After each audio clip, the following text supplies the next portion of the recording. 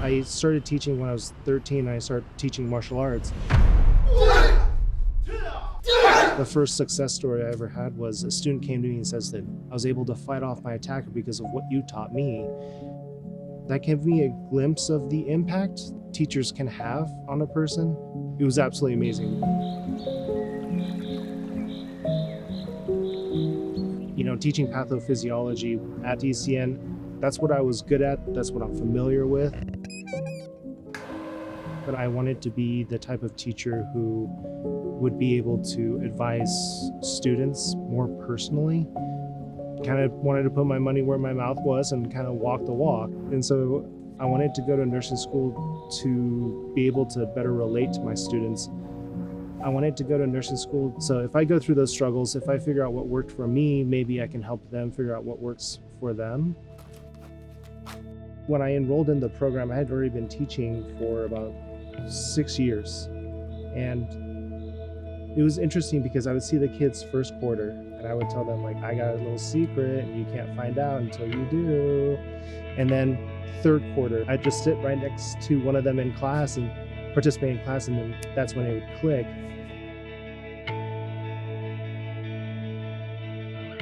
I did my capstone at the hospital. Again, at this point, capstone's at the end of the program. I still had no interest in doing nursing. But the hospital that I did my capstone at, they kept asking, like, hey, do you want a job here? Hey, do you want a job here? So I finally broke down and I said, look, guys, I'm sorry. I already have a full-time job. I can't.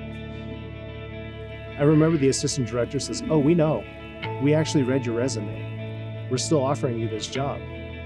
Think about it. And through my capstone, I got to meet new surgeons. I remember the first surgery I watched was on the Da Vinci robot.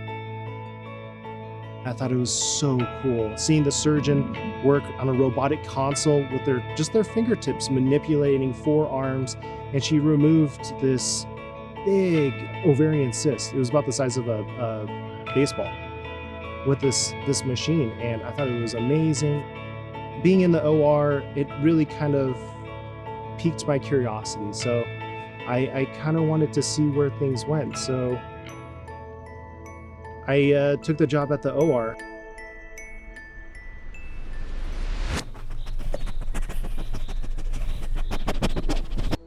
Kind of fell in love with the OR because everyone's right there and everyone's there for the patient. The thing about me is I couldn't let go of teaching either because, you know, that was my purpose.